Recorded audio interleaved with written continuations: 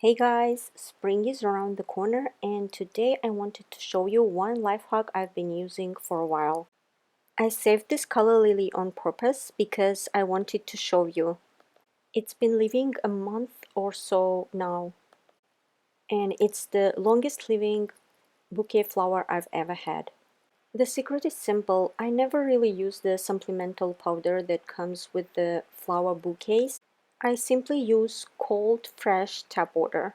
And then I just keep changing the water.